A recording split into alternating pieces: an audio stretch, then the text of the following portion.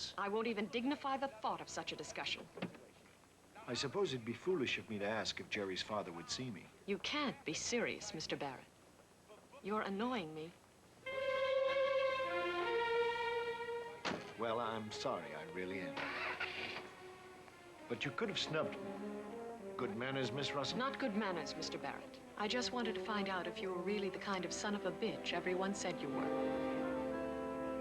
Jerry, I feel these sessions can be very beneficial to you. I don't like to talk about myself. Well, I'm afraid your father and Mr. Yerkes have other plans concerning your cooperation this afternoon. You tell him his loser company ain't worth that much money. Well, fly him back from the goddamn safari. When people find out he's killing defenseless animals with a machine gun, it's 86 for him anyway. What an idea for Art Buchwald's column. How'd it go? Well, Jerry is completely ambivalent about Sherry Moore. On the one hand, he hates to discuss the circumstance, but on the other, when he does discuss it, he reveals a certain pride in the act. What else? Jerry also has a wish for self-destruction, possibly real, but more likely fantasy. I feel he should be subjected to as few pressures as possible. Frank, the boy needs help. He's in bad shape. What the hell's wrong now? We'll never get him to testify until we get him back on the track. I think the kid and Trimble should get together every day between now and the trial. Well, that makes a great deal of sense. Fine. Now let's see what's happening in the other room.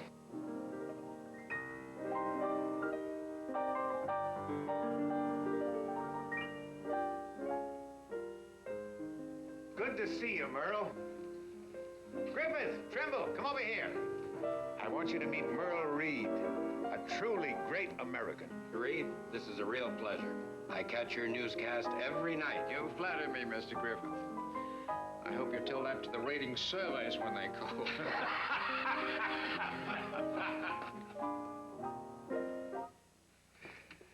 I'm really looking forward to this, Luther. When my viewers see what the smut peddlers have done to that poor young boy, you'll have a groundswell of sentiment big enough to swamp the Queen Mary. Good man. I think they're ready. Well, Jerry, you won't feel a thing. You have nothing to worry about. Anytime you're ready, Mr. Reed. We're rolling. Speed. Jerry Griffith interview. Take one. And action, Mr. Reed. Ladies and gentlemen, I'm sitting in the home of the Frank Griffith family. An average American family, if you will, until the night before last, when a shattering experience catapulted them into the headlines. Young Jerry Griffith, whom you see seated beside me, was taken into police custody and charged with the most heinous crime. A crime which had been perpetrated by the reading of an awful, ugly, and yes, I'll use the word, a patently obscene book. Until now, not one soul from the television media has been granted the opportunity of speaking with young Jerry. But he and his father have graciously allowed me the privilege of being the first and only newsman to hear the family's side of the story. Tell me, Jerry, was the 7 minutes part of your reading assignments at the university? I really don't want to talk about it. I couldn't be more in sympathy with your feelings. But the public does have a right to know how this book led you astray. Tell us now exactly how the 7 minutes prompted you to run out and violate this girl.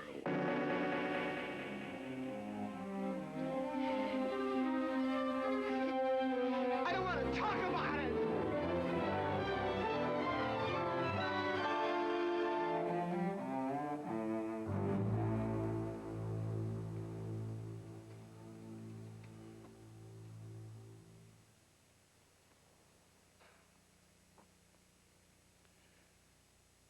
The first time in my newscasting career, I am speechless. Permit me, however, to leave you with this question. How many other killer books are in the hands of your sons and daughters? Yes, your sons and daughters this very moment. Now you've seen what a dirty book can do to a youngster. No, I've seen sickness, Mr. Yerkes, but it wasn't caused by any book. You better go shopping for a new psychiatrist. You can't afford Now, just me. a minute, you. That footage And his cracking up is gonna be great. Simply first class.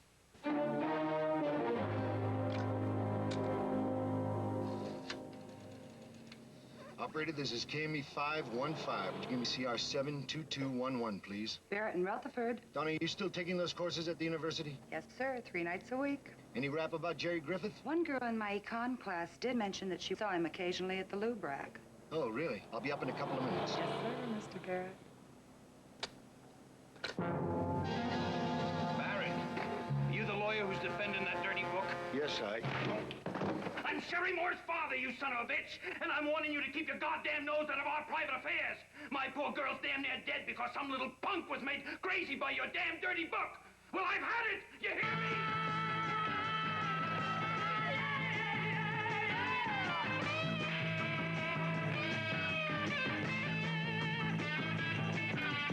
Get up, baby.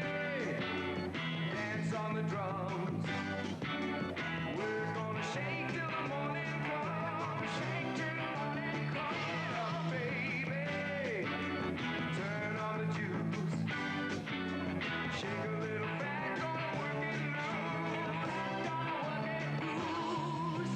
Incense candles and magic sticks. You can handle midnight tricks. Midnight tricks. Oh, yeah, yeah. Midnight tricks. Midnight tricks. Yeah, yeah,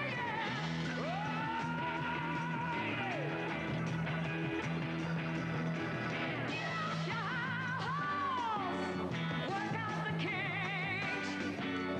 We're gonna chat till we break the jinx. Chat till we break the jinx. Stay back. Get the slack. Too far gone now to turn it back. Incense candles and magic sticks. You can handle midnight tricks. Midnight tricks. Oh, yeah, yeah. Midnight tricks. Yeah, yeah. Midnight tricks. Oh, baby. Oh, you can handle, baby.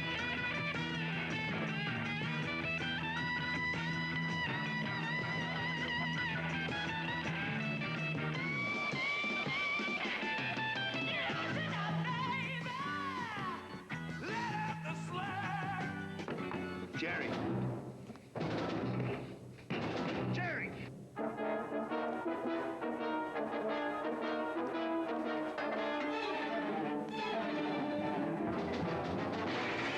Imbutalls.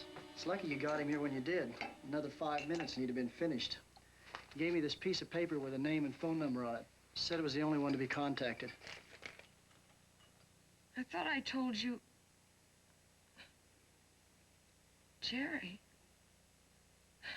He can't be with you. He's not allowed to leave the house. What happened? Where?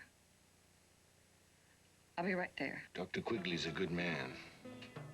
He'll make a discreet report and everything will be kept very quiet. I just can't imagine what made Jerry do it. I'd like to ask you something. Go ahead. Were you following Jerry? No. I was looking for someone else, one of his friends, George Perkins. I'm sorry. You must think I suspect every move you make. Music?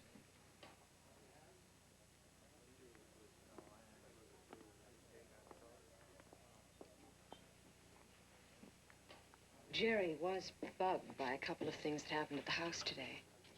Now, no one expects you to be unfaithful to the cause. Luther Yerkes was there today. He brought over a psychoanalyst, and Jerry was forced to go into therapy with this guy against his will. Luther Yerkes. At the Griffiths. Until now, I'd only heard rumors that he was backing Duncan for the Senate. Then Mr. Yerkes wheeled out Merle Reed to interview Jerry on coast-to-coast television. There's You know, I something was wa- thinking... Excuse me, go ahead. No, you go ahead. You know, My whole attitude toward you has changed 180 degrees. Before I came to work for the Griffiths, there was a woman working there as a practical nurse to Mrs. Griffith.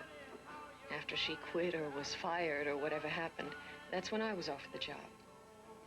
Maybe that woman could give you a little help. Do you remember her name? Isabel Vogler. She lived out in Laurel Vale. That's the most I can offer you by way of appreciation for what you did tonight. Thank you. Now, I've got to run. Thank you. I'd like to see you again. No prying, I promise. Strictly social. It's tempting, but I'm afraid not. If I was seen with you in public, but if I can ever help you in any way that doesn't jeopardize my relationship with the family, well, you have my private number. I'll remember that. Oh, by the way, I read the 7 Minutes. It's a beautiful book.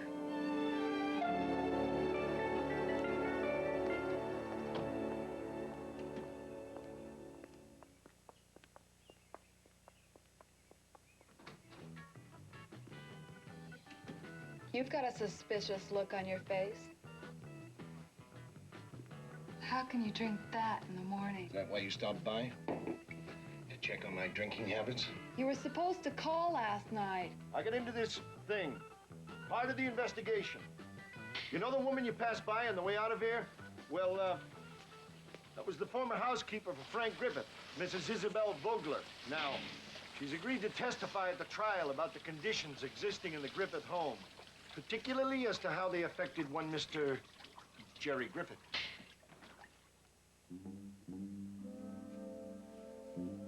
Can you trust someone like that? Mrs. Vogler is as trustworthy as any of Duncan's witnesses. So why the sudden concern? I'm just worried about the nasty people you're becoming associated with over an unworthy piece of trash. First of all, the book isn't a piece of trash. And there's no one around to contaminate me, so let's cool it, huh?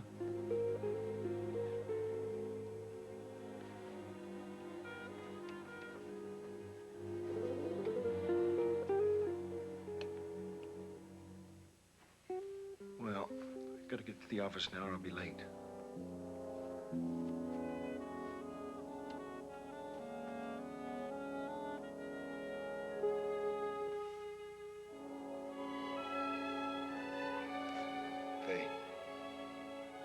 Faye, I really am sorry about last night.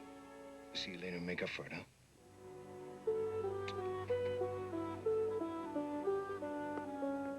Both good and bad news, Mike. Give me the bad first. The Bruce sold out for a higher price, and he's flying in from Paris to testify for Duncan. The good news is that I've located Norman C. Quant. Hey, that's great. Where is he? He operates something called the Arts and Sciences Cinema Company at 348 Donovan Drive. Imposing title. Quant's probably one of the leading manufacturers of pornographic movies on the West Coast. Nudies, beavers, the whole bit. When can I see him? Right now, man. He's expecting you. I'm on my way. Okie doke. There's nothing dirty about these pictures. Now, back to that creep LaRue. Let's go up to my office and check the files. Back in '47, I flew over to Paris to get a first-hand look at some of the highly touted French stuff. My contact was LaRue, a publisher of dirty books and part-time pimp. Among other things, he made me an offer of 3 raunchy paperbacks. One of them was the 7 Minutes. Well, do you recall him saying anything about the author of the 7 Minutes, J.J. Jadway? Yeah, in fact, he turned over a packet of letters written by Jadway to his mistress, some chick named... Nancy McGraw? Yeah. You mean you actually have letters written by Jadway? Till a week ago, I unloaded them on an autograph dealer in New York. Can you give me his name, the autograph?